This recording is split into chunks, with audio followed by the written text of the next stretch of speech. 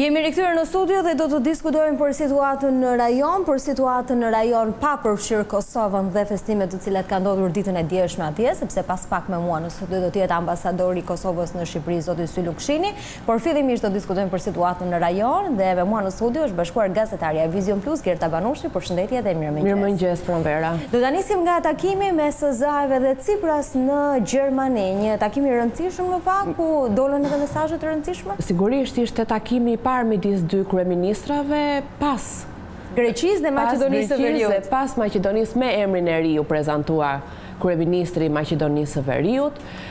Ishte një takim i rëndësishëm jo vetëm për zhvillimet dhe për përmbylljen e procesit të rëndësishëm siç ishte ai i emrit, tashmë zyrtarisht kemi emrin në Republika e Maqedonisë së Veriut, por ishte edhe një arsye më shumë pasi të dy u nderuan me çmimin prestigjioz Evald von Kleist, morën medalje e cila është një titull shumë i rëndësishëm, më parë është marrë dhe nga personalitete të tjera të rëndësishme si Kofi Annan, John McCain apo Javier Solana, të cilët personalitete shumë të rëndësishme në jetën dhe në kësaj radhe kjo medalje ndahet midis këtyre dy kryeministrave.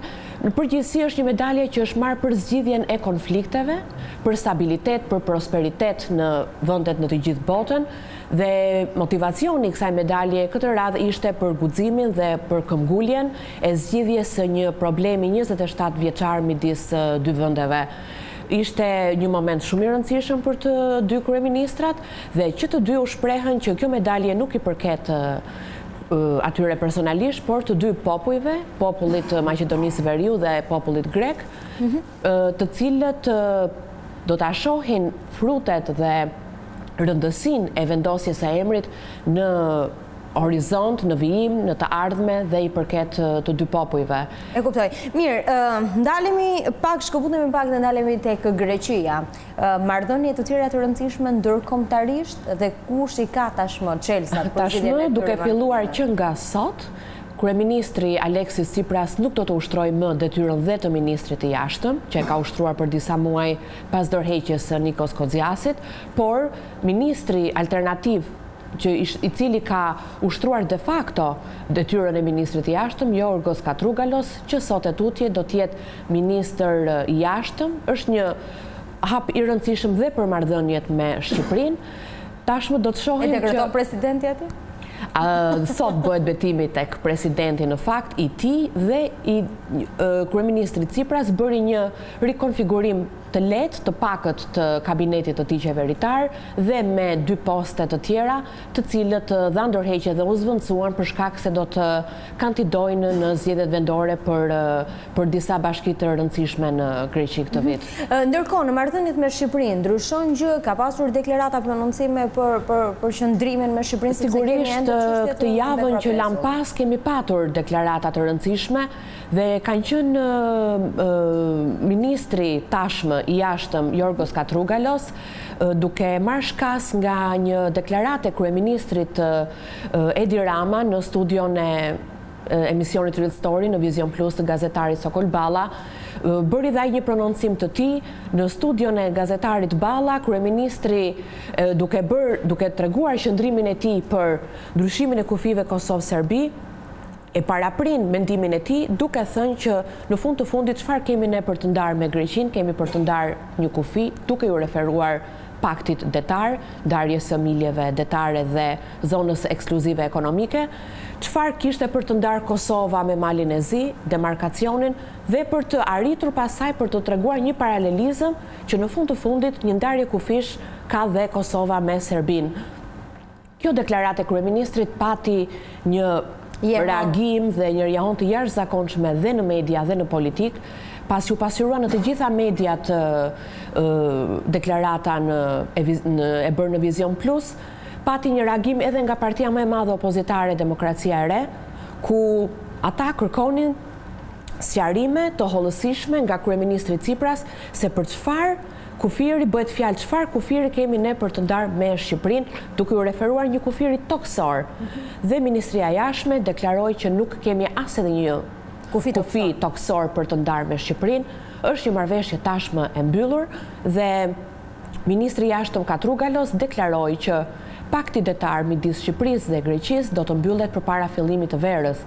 Përpara se të përkojnë me zgjedhjet përpara se të me zgjedhjet do të përkojë me negociatat, me zgjedhjet parlamentare, janë një seri gjërash të cilat zhvillime të cilat do të vinë njëra pas tjetrës. Dhe zhvillime shumë të rëndësishme. Ndërkohë, kalojmë në anën tjetër në Maqedoni.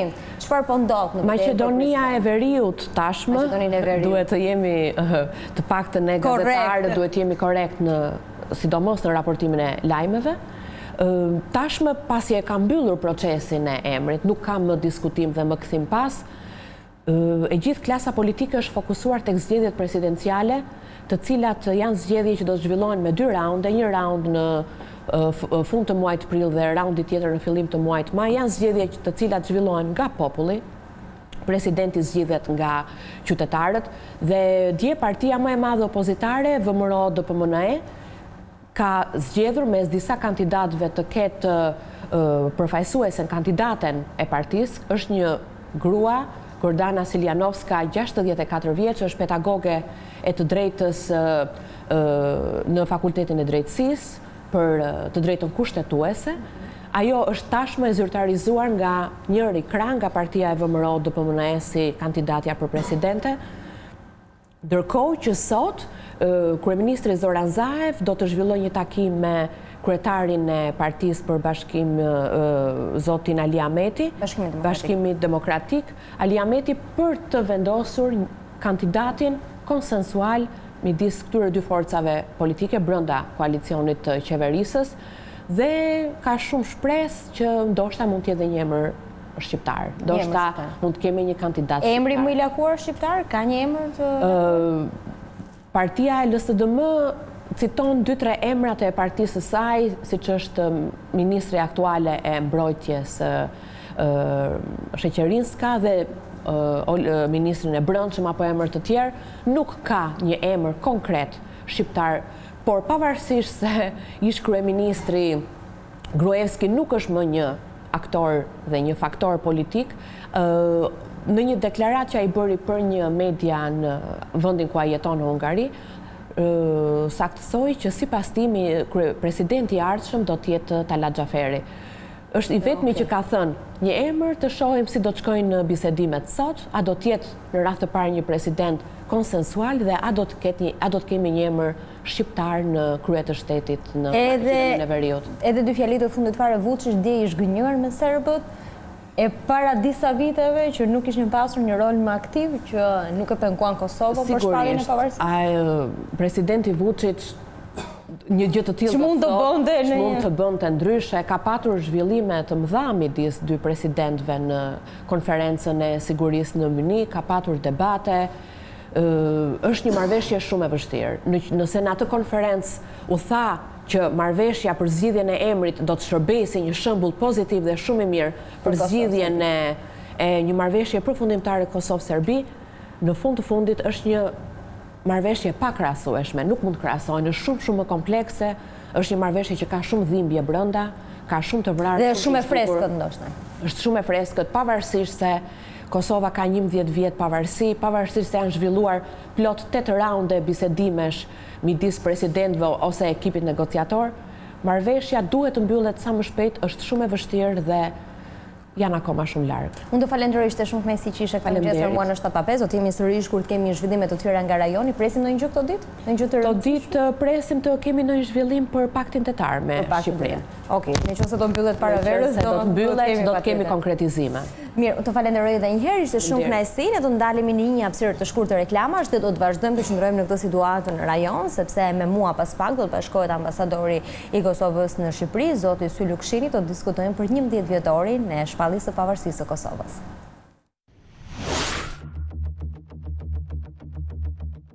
Për të parë më shumë video të programit tonë, regjistrohuni tani në YouTube.